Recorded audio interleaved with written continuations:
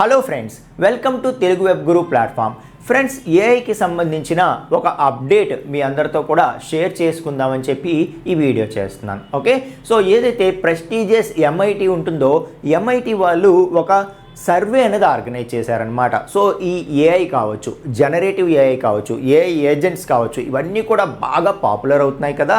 So అసలు నిజంగా కంపెనీలో ఎంతవరకు ఇవి ప్రొడక్టివ్గా ఉన్నాయి, ఎంతవరకు ఇవి నిజంగా యూజ్ అవుతున్నాయి, ఎంతవరకు ఇవి నిజంగా కంపెనీస్ తాలూకా రెవెన్యూ గ్రో అవ్వడంలో హెల్ప్ చేస్తున్నాయి అని చెప్పి ఒక సర్వే ఆర్గనైజ్ చేస్తే సో చాలా చాలా చాలా ఓకే సో మనం నమ్మలేని ఫ్యాక్ట్స్ అనేవి బయటకు వచ్చాయి అన్నమాట. ఓకే, సో దాని గురించే మీ అందరితో కూడా షేర్ చేసుకుందామని చెప్పి నేను ఇది మీకు చూపిస్తున్నాను. Okay, so MIT study షాటర్స్ AI shape. 95% of the generative AI projects are failing. So సర్వేలో ఫైనల్గా తేలింది ఏంటంటే 95% of the generative AI projects ఏవైతే ఉన్నాయో ఓకే అవన్నీ కూడా ఫెయిల్ అవుతున్నాయి. ఏదో 5% అక్కడ కొన్ని బిజినెసెస్కి మాత్రమే ఇవి హెల్ప్ అయ్యాయంట. 95% కూడాను అవన్నీ కూడా ఎవరైతే generative AI based products use చేస్తున్నారో వాళ్ళకి ఇంకా లాభం కంటే నష్టమే వచ్చింది అని చెప్పి సర్వే అనేది చెప్తుందన్నమాట. మీకు అర్థమవుతుందా? రైట్. సో ఎందుకు అసలు ఏం జరిగింది అనేది కాస్త వివరాల్లోకి వెళ్తే నిజానికి ఓకే సో ఏదైతే ఏఐకి హైప్ ఇస్తున్నారు అండ్ అది యాక్చువల్గా పెర్ఫామ్ చేస్తున్నది ఏదైతే ఉందో ఈ రెండిటికి చాలా గ్యాప్ ఉందని చెప్పి ఈ సర్వే చాలా క్లియర్గా చెప్తుందండి. ఓకే, సో అలాగే సో కంపెనీస్ కూడా దీన్ని చాలా ఎక్కువగా దీని మీద ఇన్వెస్ట్ చేయడం కూడా జరిగిందనమాట. ఒక 2025లో మనం జస్ట్ ఫస్ట్ హాఫ్ చూసుకుంటే $44 బిలియన్ ఆల్రెడీ కంపెనీస్ దీని మీద ఇన్వెస్ట్ చేశాయి. ఓకే, సో అలాగే 2025 ఎండింగ్కి ఒక ఎక్స్పెక్టేషన్ ఏంటంటే అది $200 బిలియన్ కూడా వెళ్ళిపోవచ్చు అని చెప్పి ఒక ఎక్స్పెక్టేషన్ అనమాట. ఓకే, సో కంపెనీస్ అనేవి అంత ఇన్వెస్ట్ చేసాయి దీని మీద. కానీ యాక్చువల్ పర్ఫార్మెన్స్ ఏదైతే ఎక్స్పెక్ట్ చేశాయో అవి అనుకున్నంత రీచ్ అవ్వలేదు అని చెప్పి చెప్తున్నారు. అర్థమవుతుందా?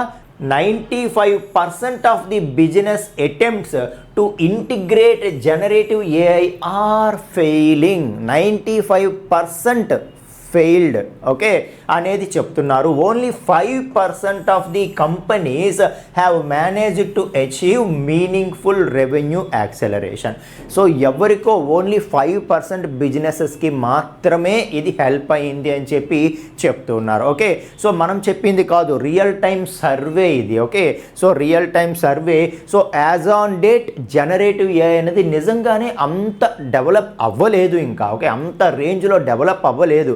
ఓకే, సో అంటే నేను దీన్ని నెగ్లెక్ట్ చేసేయమని చెప్పడం లేదు. ఇక్కడ నా పాయింట్ ఏంటంటే ఈ రోజు ఎవరు పడితే వాళ్ళు దీనికి ఈ ఫీల్డ్కి సంబంధం లేని వాళ్ళు కూడా ఓకే నచ్చిన ఎనలైజేషన్స్ చేసేస్తూ ఉంటారు. జాబ్లు పోతాయి, ఈ జాబ్లు వదిలేసి వేరే దానికి వెళ్ళిపోండి అని చెప్పి భయపడతా ఉంటారు. ఆ భయమే ఓకే సో వాళ్ళకి ఇన్వెస్ట్మెంట్ వ్యూస్ కోసము దానికోసము. బట్ రియల్ టైం న్యూస్ మనం ఫాలో అయితే ఎస్ సో ఏదైతే ఈ హైప్ ఉందో ఈ హైప్కి అది ఇచ్చే రియల్ టైం పెర్ఫార్మెన్స్కి చాలా గ్యాప్ ఉంది అని చెప్తున్నారనమాట. ఓకే, సో మేబీ ఫ్యూచర్లో ఇది ఇంకా బెటర్ అవ్వచ్చు కాకపోతే ఈరోజు మనం భయపడిపోయి ప్యానిక్ అయిపోవాల్సినటువంటి అవసరం అయితే లేదు. సో మనం ఎలాగూ ఏదైతే మనం ఫీల్డ్లోకి వెళ్తామో అక్కడ నుండి జాబ్లోకి వెళ్తామో అక్కడ నుండి మనం ఏదైతే రిటైర్మెంట్ స్టేజ్ మధ్యలో చూసుకుంటే చాలా కొత్త టెక్నాలజీస్ నేర్చుకుంటాం. ఏఐ అనే కాదు, మనం దేని మీద ఏ డొమైన్ మీద వర్క్ చేసినా దానిలో చాలా అప్డేట్స్ వస్తే నేర్చుకుంటూనే ఉంటాం.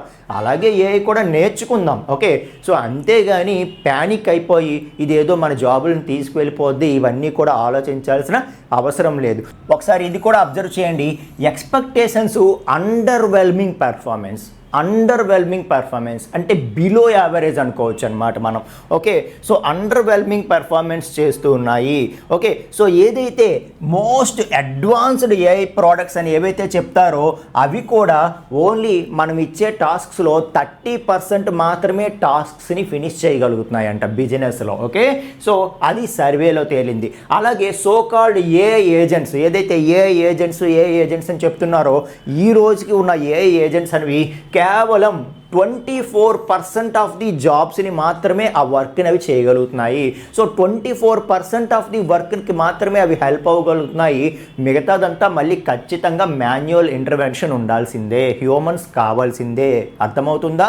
రైట్. సో అంటే ఇప్పుడు ఏదైతే 2027కి ఏవైతే కంపెనీస్ ఓకే సో వాళ్ళ స్టాఫ్ని కట్ చేసుకోవాలని చెప్పి ప్లాన్ చేసుకున్నారో వాళ్ళందరూ కూడా ఓకే సో ఇది కూడా డిఫరెంట్ సర్వే అనమాట, గార్ట్నర్ సర్వే అని చెప్పి వీళ్ళు ఏం చేశారంటే 163 బిజినెస్ ఎగ్జిక్యూటివ్స్తో వీళ్ళు ఒక సర్వే కండక్ట్ చేశారు. కండక్ట్ చేస్తే వాళ్ళందరూ చెప్పింది ఏంటంటే ఫస్ట్ ఏఐ హైప్ చూసి వీళ్ళంతా కూడా 2027 కల్లా ఓకే సో చాలా మందిని కట్ చేసుకుందాం అనుకున్నారంట. ఓకే జాబ్స్ కట్ చేద్దాం అనుకున్నారు, బట్ ఇప్పుడు వాళ్ళందరూ కూడా దాన్ని బ్యాక్ తీసుకుంటున్నారు. అర్థమవుతుందా? So they abandoned plans to dramatically cut customer service staffని 2027 కల్లా వాళ్ళు కట్ చేసుకుందాం అనుకున్నారు. ఎందుకంటే ఏఐ బేస్డ్ ఇంకా ప్రతిదీ జరిగిపోతుంది ఆటోమేటిక్గా అని అనుకున్నారు. బట్ ఇప్పుడు వస్తున్న పెర్ఫార్మెన్స్, ప్రజెంట్ ఇస్తున్న పెర్ఫార్మెన్స్ బేస్ చేసుకొని వాళ్ళందరూ కూడా ఆ ప్లాన్స్ అన్నిటినీ కూడా డ్రాప్ చేసుకుంటున్నారు అని చెప్పి చెప్తున్నారు. ఓకే సో ఈ రోజుకి స్టేజ్ ఉంది. మేబీ ఖచ్చితంగా ఏ టెక్నాలజీ అయినా నెక్స్ట్ బెటర్ అవుతుంది కాబట్టి మేబీ ఏఐ కూడా బెటర్ అవ్వచ్చు. కానీ ఎప్పటికిప్పుడు మనం ప్యానిక్ అయిపోయి నా జాబ్ ఏదో పోతుంది, ఏం జరిగిపోతుంది అని చెప్పి చాలామంది టెన్షన్ పడుతూ ఉన్నారు. ఆ టెన్షన్ అవసరం లేదు అని చెప్తున్నాను. అలాగని నెగ్లెక్ట్ చేయకండి. ఓకే సో ఒక టెక్నాలజీ మీరు ఒక సి ఎలాగైతే నేర్చుకున్నారో, పైథాన్ ఎలాగైతే, జావా ఎలాగైతే, ప్రతిదీ ఒక లాంగ్వేజ్ ఒక టెక్నాలజీ ఎలాగైతే నేర్చుకుంటూ వెళ్తారో అలాగే ఏఐ కూడా నేర్చుకోండి. ఓకే సో నేర్చుకొని మన వర్క్లో దాన్ని యూజ్ చేసుకుంటూ ముందుకు వెళ్ళిపోవడమే, అంతేగాని అది వచ్చి మనల్ని ఏదో చేసేస్తుంది, కంపెనీస్ ఇంకా జాబ్స్ కట్ చేసేస్తాయి అనుకునే ఆలోచనలు ఏమైనా ఉంటే సో అనవసరంగా ప్యానిక్ అవ్వకండి. ఓకే మీకు కావాల్సింది ఒకే ఒక్క జాబ్ కదా, మీ జాబ్ మీకు బాగుంటే మీకు చాలు. ఓకే సో మీ జాబ్ కోసం మీరేం చేస్తున్నారు? ఒక టెక్నాలజీ వస్తుంది, అది అప్గ్రేడ్ అవుతుంది, మనందరికీ కూడా కంపల్సరీ యూజ్ చేయకపోతే కాదు అని చెప్పి చెప్తున్నప్పుడు ఆ టెక్నాలజీ యూజ్ చేసుకోవాలి. ఓకే సో మనకు మనం నేర్చుకోవాలి, మన జాబ్ మనం కాపాడుకోవాలంటే మనకు మనం నేర్చుకొని అప్గ్రేడ్ అవ్వాలి, అంతే కదా.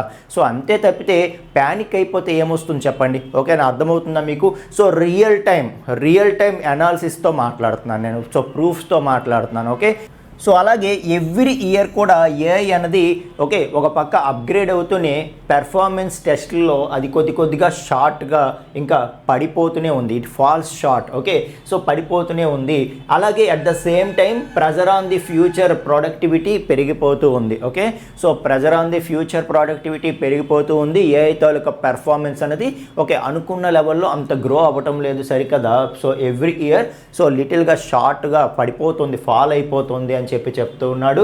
అర్థమవుతుందా? సో కాబట్టి ఫ్రెండ్స్ ఓకే సో ఇక్కడ నేను చెప్పేది ఏంటంటే ఊరికనే ప్యానిక్ అవ్వకండి. ఓకే ఒక టెక్నాలజీ వచ్చింది సరే, ఇంకా రిసోర్సెస్ కూడా మీకు ఒక్కొక్కటి దొరుకుతాయి, నేర్చుకోండి. ఓకే సో నేర్చుకొని మిగతా టెక్నాలజీస్ ఎలాగైతే మీరు నేర్చుకొని ఓకే ఈ రోజున ఈ స్థాయిలో ఉన్నారో, లేకపోతే ఎవరైతే ఫ్రెషర్స్ ఉన్నారో మీరు కూడా వరీ అవ్వాల్సినటువంటి అవసరం లేదు. ఓకే సో ఎస్ ఏఐ వస్తుంది, ఏఐ టూల్స్ నేర్చుకోండి, ఎలా యూజ్ చేయాలో నేర్చుకోండి, అది ఫస్ట్ స్టెప్ అనమాట. Okay so AI tools use చేస్తూ మనం మన కోడింగ్లో ఎలా యూజ్ చేసుకోవాలి దాన్ని యూజ్ చేస్తూ అది స్క్రాచ్ కోడ్ జనరేట్ చేస్తే దాన్ని తిరిగి మనం ఎలా కస్టమైజ్ చేసుకోవాలి ఇది ఫస్ట్ నేర్చుకోవాలి కదా. ఆ స్టెప్ అయితే ఫస్ట్ నేర్చుకోండి. ఓకే సో ఏదైనా మంచి టెక్నాలజీ, కరెక్ట్ అండ్ టెక్నాలజీ ఒకటి నేర్చుకోండి. ఫ్రెషర్స్కి అయితే చెప్తున్నానండి స్పెసిఫిక్గా. సో మీరు ఏదైతే ఇంతకుముందు ఓన్లీ ఫ్రంట్ ఎండే నేర్చుకుంటా, ఓన్లీ బ్యాక్ ఎండే నేర్చుకుంటా, ఒక్క జావాతో వెళ్ళిపోతా, ఒక్క పైథాన్తో వెళ్ళిపోతా అంటే కుదరదు అనమాట. ఓకే సో ఈ రోజున మినిమం ఫుల్ స్టాక్ డెవలప్మెంట్ అంటే మినిమం ఫుల్ స్టాక్. కాబట్టి మీరు పైథాన్ ఫుల్ స్టాకో, జావా ఫుల్ స్టాకో, లేకపోతే సో మన మెర్న్ స్టాక్ కానీ, మీన్ స్టాక్ కానీ ఏదో ఒకటి ఫుల్ స్టాక్ నేర్చుకోండి అని చెప్తున్నా. ఓకే సో ఒక ఫుల్ స్టాక్ మీరు నేర్చుకుంటే అక్కడ నుండే మీకు కెరియర్ అనేది స్టార్ట్ అవుతుంది. ఎన్నాలాగా ఫ్రంట్ ఎండ్ నేర్చుకొని వెళ్ళిపోతా, బ్యాక్ ఎండ్ నేర్చుకొని వెళ్ళిపోతా అంటే కుదరదు. అర్థమవుతుందా? సో కాబట్టి ఒక ఫుల్ స్టాక్ కోర్స్ని ఫుల్ ప్లెడ్జ్డ్గా నేర్చుకోండి. మీరు ఫైనల్ ఇయర్కి వచ్చేటప్పటికే మీకు ఒక ఫుల్ స్టాక్ కోర్స్ అనేది రెడీగా ఉండాలి మీ చేతిలో. ఇంకా ఆన్ క్యాంపస్ ప్లేస్మెంట్స్లో కూడా ఇంకా ఓన్లీ సి మీద, ఓన్లీ జావా మీద అలా బేసిక్ ప్రోగ్రామింగ్ మీద కాకుండా కంపెనీస్ కూడా ఇంకా ఫుల్ స్టాక్ని మైండ్లో పెట్టుకునే వచ్చే రోజులు వస్తాయి అన్నమాట. ఓకే సో అలాగే at the same time DSA కూడా ఊరికనే హైప్ అవుతుంది. ఓకే సో డిఎస్ఏ ఎస్ ఇంపార్టెంటే ఖచ్చితంగా, కాదన్ను. కాకపోతే డిఎస్ఏ లేకపోతే జాబ్స్ రావు అనే రేంజ్లో హైప్ అవుతుంది. ఓకే సో డిఎస్ఏ చేస్తే కూడా ఒక టెక్నాలజీగా నేర్చుకోండి, కానీ అదే ఇంపార్టెంట్, అదే మ్యాండేటరీ అని మాత్రం కాదు. అర్థమవుతుందా? రైట్. సో ఫుల్ స్టాక్ అయితే మాత్రం కంపల్సరీగా నేర్చుకోండి. నెమ్మదిగా అప్గ్రేడ్ అవుతూ ఫుల్ స్టాక్ వరకు వెళ్ళండి. మీరు అట్లీస్ట్ ఫైనల్ ఇయర్కి వచ్చేటప్పటికి ఫుల్ స్టాక్ మీకు వచ్చి ఉండాలి. ఎవరైతే ఆల్రెడీ రిలీవ్డ్ ఉన్నారో మీకు ఇంకా నో ఆప్షన్, కంపల్సరీగా మీరు ఫుల్ స్టాక్ నేర్చుకోవాల్సిందే. అర్థమవుతుందా? రైట్. సో అదైతే చెప్తున్నాను. లేదు అంటే మీరు డేటా సైన్స్ కానీ, సైబర్ సెక్యూరిటీ కానీ, బ్లాక్ చైన్ కానీ, ఏవైతే ఫ్యూచర్ టెక్నాలజీస్ ఉన్నాయో వీటిలో ఏదైనా నేర్చుకునే ప్రయత్నం చేయండి, బాగుంటుంది. Okay, right. సో అదైతే చెప్తున్నాను. అంతేగాని సో ఏ టెక్నాలజీ మీరు నేర్చుకున్నా దానిలో ఏఐ టూల్స్ ఎలా యూజ్ చేయాలో తెలుసుకొని కర్సర్ కానీ, గిట్హబ్ కోపైలట్ కానీ ఇటువంటి టూల్స్ ఎలా యూజ్ చేయాలో తెలుసుకోండి. సో తెలుసుకొని వాటిని కూడా యూజ్ చేస్తూ మీ ప్రొఫైల్ బిల్డ్ చేసుకొని నెక్స్ట్ స్టెప్ అనేది వేయండి. అంతేగాని ప్యానిక్ అవ్వద్దు అని అయితే చెప్తున్నాను. ఓకేనా? అండ్ ఫ్రెండ్స్, మీరు ఏవైనా కోర్సెస్ మన తెలుగులో నేర్చుకోవాలి అనిపిస్తే ఒక్కసారి మన తెలుగు వెబ్ గురు ఛానల్ని విజిట్ చేయండి.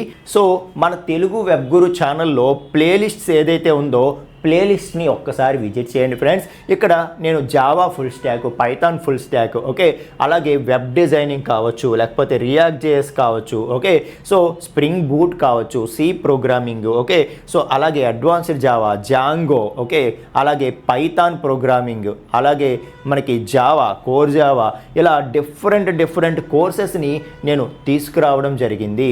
ఓకే, సో ఈ కోర్సెస్ అన్నీ కూడా మీరు ఓపెన్ చేసి, ఓకే, సో అక్కడ కంప్లీట్ ప్లేలిస్ట్ ఉంటుంది.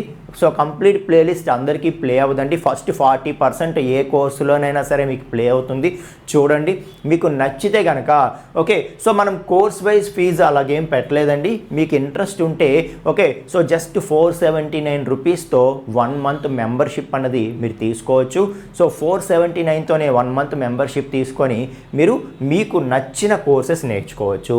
ఓకే, సో 1 మంత్లో నేర్చేయగలుగుతామా సార్ అంటే 1 మంత్లో నేర్చేయలేకపోతే ఒక 2-3 మంత్స్ తీసుకుంటారు కంటిన్యూగా. ఓకే, సో అది కూడా మీకు ఒక 1500-2000 లోపే అయిపోతుంది. మీకు నచ్చిన కోర్సెస్ని మీరు నేర్చుకోవచ్చు. అర్థమవుతుందా? సో బయట ఎక్కడ చూసినా 2000కి ఇన్ని కోర్సెస్ రావు కదా. ఓకే, అలా నేర్చుకుంటారు. ఎప్పుడైనా ఫ్యూచర్లో అవసరం పడితే కొన్ని నెలలు గ్యాప్ తీసుకొని ఒక్క నెల ఎప్పుడైనా తీసుకుంటే సో మీరు అప్పుడు నేర్చుకుని రివ్యూ చేసుకోవడానికి ఉంటుంది. ఈ గ్యాప్లో ఏవైతే నేను వేరే కోర్సెస్ తీసుకొస్తానో అవి కూడా మీరు నేర్చుకోవడానికి ఉంటుందన్నమాట. ఓకే, సో మీకు ఇంట్రెస్ట్ ఉంటే ఒకసారి చూడండి. ఫస్ట్ 40% ప్రతి కోర్సులో ప్లే అవుతాయి, అక్కడ నుండి మెంబర్స్కి మాత్రమే ప్లే అవుతాయి అన్నమాట. ఓకే, సో మీకు మెంబర్షిప్ తీసుకోవాలని ఇంట్రెస్ట్ ఉంది, మంది నచ్చింది అనుకుంటే మీరు నాకు వాట్సాప్లో మెంబర్షిప్ అని చెప్పి మెసేజ్ చేయండి. ఎట్లా జాయిన్ అవ్వాలో నేను ఒక వీడియో పెడతాను, దాన్ని ఫాలో అవుతూ మీరు జాయిన్ అవ్వచ్చు అనమాట. అర్థమవుతుందా? సో అది ఫ్రెండ్స్. ఓకే, సో ఇక మీరు ఫైనల్గా చెప్పేది ఏంటంటే మీరు అప్గ్రేడ్ అవ్వండి, అంతే. అప్గ్రేడ్ అవ్వండి కానీ ప్యానిక్ అవ్వద్దు. ఓకే, ఇప్పటికిప్పుడు భయపడిపోయి అదేదో జరిగిపోతుంది అన్నట్టుగా భయపడిపోవద్దు, ప్యానిక్ అవ్వద్దు. ఓకే, సో మిగతా టెక్నాలజీస్ ఏవైతే నేర్చుకుంటూ ఇంతవరకు వచ్చారో, చిన్నప్పటి నుండి ఎన్నో సబ్జెక్ట్స్ చదువుకుంటూ ఇక్కడికి వచ్చారు, ఎన్నో టెక్నాలజీస్ నేర్చుకుంటూ ఇక్కడి వరకు వచ్చారు కదా. సో అలాగే మరొక టెక్నాలజీ, అంతే, అది నేర్చుకోండి, అంతే తప్పితే ప్యానిక్ అవ్వద్దు అని చెప్పి చెప్తున్నా. థ్యాంక్ యూ సో మచ్ అండి.